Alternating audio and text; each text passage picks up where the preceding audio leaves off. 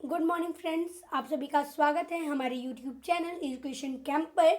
आज हम देखेंगे यूपी टेट 2021 के लिए हिंदी के 3 महत्वपूर्ण प्रश्न जो कि टपकेंगे आपके परीक्षा में, इसलिए इसे रट लीजिए। पार्ट 1 है, 28 नवंबर की परीक्षा को करना है आपको क्रैक। तो चलिए स्टार्ट करते हैं।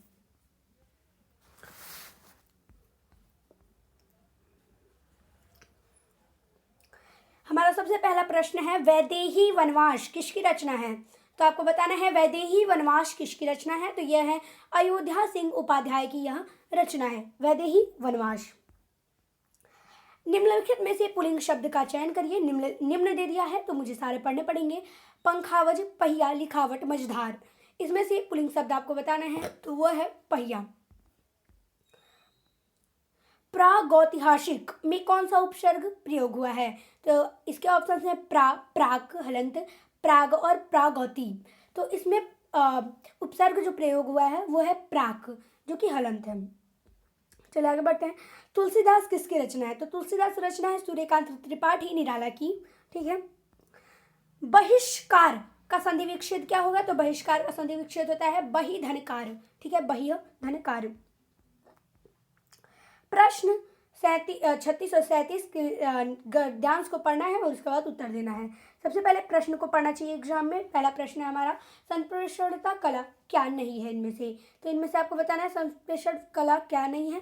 तो यहाँ आप देख लीजिए, अस्पष्टता, आत्मविश्वास, विषय की अच्छी पकड़ और प्रभावशाली भाषा में अपने विचारों और भावों को व्यक्त करना ही संप्रेषण कला कहलाती है। तो आपसे पूछा गया है क्या नहीं है, तो इसमें आप आंसर दे सकते हैं ऑप्शन नंबर 2 अलंकरण, क्योंकि आपको उस पैराग्राफ में ये नहीं लिखा था। प्रभावशाली भाषा होता है, आत्मविश्वास होता है और विचारों का, भावनाओं को व्यक्त करना होता है। चलिए अगला प्रश्न हमारा क्या है, संप्रेषण कला का विकास किससे होता है? ठीक है, तो चलिए हम यहाँ देख लेते हैं किससे होता है। हाँ चलिए, जो निरंतर अभ्यास से निखारी जा सकती है। एक दिन में कोई अच्छा वक्ता नहीं बन सकता तथा भाषा पर अन्यास ही किसकी पकड़ नहीं हो पाती। इसी अभ्यास ने से स्वामी विवेकानंद ने संप्रेषणता का विकास किया था। किससे किया था? अभ्यास से। तो अभ्यास हो गया आपका आंसर। देख लेते हैं क्या आपके ऑप्शन में है अभ्यास। तो हाँ, आपके ऑप्शन में है दूसरे नंबर पर अभ्यास, इसलिए ये सही हो जाएगा। चलिए आगे बढ़ते हैं। निम्न में संयुक्त व्यंजन कौन सा नहीं है? देखिए संयुक्त व्यंजन होते हैं त्र, छ, त्र। ठीक है, तो इसमें य दे दिया गया है जो कि नहीं है। चलिए आगे बढ़ते हैं। मृत्युंजय पद में कौन सा समास है? तो मृत्युंजय पद में है बहुब्रीहि समास। ठीक है, बहुब्रीहि समास मृत्युंजय पद में। तो चलिए हमारा अगला प्रश्न है, अलंकार में किस उपसर्ग का प्रयोग हुआ है? तो अलंकार में आपको बताना है अलन का हुआ है कि अल का हुआ है कि अल का हुआ है कि अलम हलंत का हुआ है। तो इसका सही आंसर है अलम। अलम का अलंकार में उपसर्ग के रूप में प्रयोग हुआ है। चलिए अगला प्रश्न है, यह पुस्तक ये छोड़ दीजिए, ये प्रश्न गलती से छप गया है। विश्लेषण शब्द का विलोम होगा। आपको बताना है विश्लेषण शब्द का विलोम होगा संश्लेषण। ठीक है, ये तो आपको पता ही होगा। ये आपके लिए बहुत ही महत्वपूर्ण प्रश्न है, आपके परीक्षा में जरूर छप सकता है। अत्यधिक का विलोम क्या होगा? तो आपको बताना है अत्यधिक का विलोम अत्यलप होगा। ठीक है, चलिए ये आपको याद रखना है कि अत्यधिक का क्या होगा? अत्यलप, अत्यधिक का। ठीक, आपको अत्यधिक या फिर और कोई ऑप्शन मारने की जरूरत नहीं है। चलिए आगे बढ़ते हैं। श्रत का विलोम बताना है आपको, क्या होगा? तो श्रत का विलोम होता है अनृत। ठीक है, ये भी आप याद रखिएगा। संकल्प शब्द में उपसर्ग बताना है, तो संकल्प शब्द में है आपका उपसर्ग सम। इसे सन मारने की बिल्कुल भी गलती ना करें या फिर सन। ठीक है, इसमें है सम। अगर आपने उपसर्ग देखा होगा, अच्छे से पढ़ा होगा, तो आप इसका आंसर जरूर दे सकते हैं। जिनका उच्चारण ऊपर के दांतों पर जीभ लगाने से होता है उन्हें क्या कहते हैं? आपको बताना है, उन्हें हम कहते हैं दंत्य। ठीक है, ऊपर के दांतों पर जीभ लगाने पर क्या होता है, उन्हें हम क्या कहते हैं? दंत्य। आपको कमेंट बॉक्स में बताना है कौन से वर्ण दंत्य हैं। ठीक है, यानी कौन सा वर्ग दंत है? निम्नलिखित में से ऊष्म व्यंजन कौन से हैं? तो इसका सही आंसर है ऑप्शन नंबर दूसरा स। ये आपके ऊष्म व्यंजन हैं, जिन्हें बोलने पर मुंह से ऊष्मा निकलती है, उन्हें हम ऊष्म व्यंजन कहते हैं। ये आप परीक्षा में अगर ऊष्म से प्रश्न पूछ दिया जाए तो आप अपने मुंह से उन अक्षरों को बोल करके आप पता लगा सकते हैं कि ये ऊष्म है या नहीं। आपके मुंह ही आपको 1 नंबर दिला देंगे। चलिए आगे बढ़ते हैं। मुझसे खड़ा भी हुआ नहीं जाता, इस वाक्य में वाच्य होगा। आपको बताना है इस वाक्य में कौन सा वाच्य होगा। मुझसे खड़ा नहीं हो जाता, तो इसको आपको जानने के लिए आपको वाच्य वाला चैप्टर कवर करना होगा। तो इस पे होगा आपका भाववाच्य। ठीक है, चलिए अगला प्रश्न है। तद्भव और उसके तत्सम का कौन सा मेल गलत है? आपको इसमें बताना है कौन सा मेल इसमें तद्भव और तत्सम का गलत है। देखिए, लुनाई का लावण्यता होता है, लौंग का लनवंग होता है और आयुष का आदेश होता है, लेकिन आंत का अंतर नहीं होता है। तो इसलिए ये आपका आंसर सही होगा। चलिए आगे देखते हैं हम। लेखक और उसकी रचना का कौन सा जोड़ा गलत है? आपको गलत बताना है। आप प्रश्न पर अवश्य परीक्षा में ध्यान दीजिएगा, गलत पूछा गया है।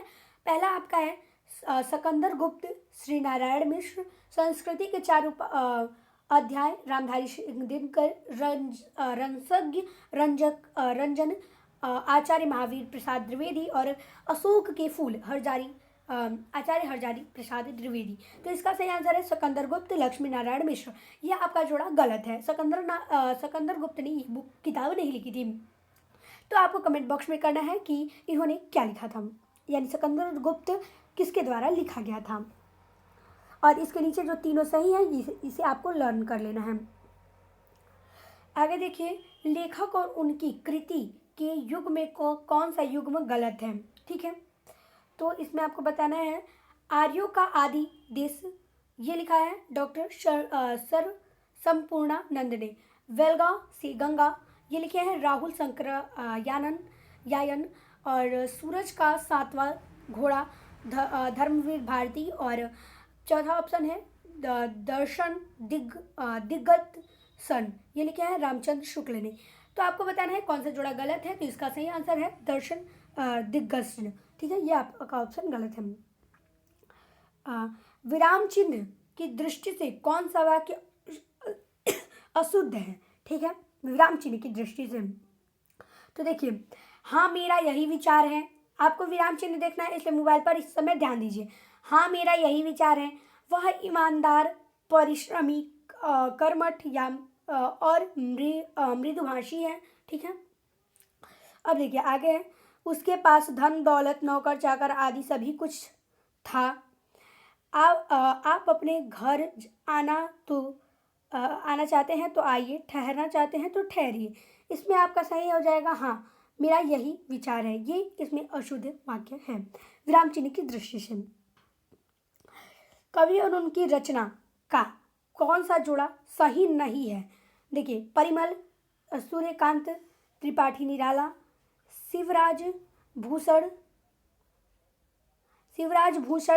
जी ने, और शब्द रसायन देव ने, और उद्धव शतक भारतेंदु हरिश्चंद्र ने। तो इसमें ये चौथा जोड़ा सही नहीं है, उद्धव शतक भारतेंदु हरिश्चंद्र ने। कौन सा शब्द भिन्न अर्थ और प्रकृति का है? तो इसका सही आंसर है चौथा अधुनातन। ठीक है, अधुनातन इसमें भिन्न अर्थ का प्रवृत्ति का है। चलिए अगले प्रश्न पर चलते हैं हम। अर्वाचीन शब्द का विलोम है, अर्वाचीन शब्द का विलोम है प्राचीन। ठीक है, मेरी भव, ये आप सब खुद पढ़िए और आपको बताना है कि इसमें कौन सा दोहा है। ठीक है, ये दोहा किस प्रकार का है, चलिए पढ़िए।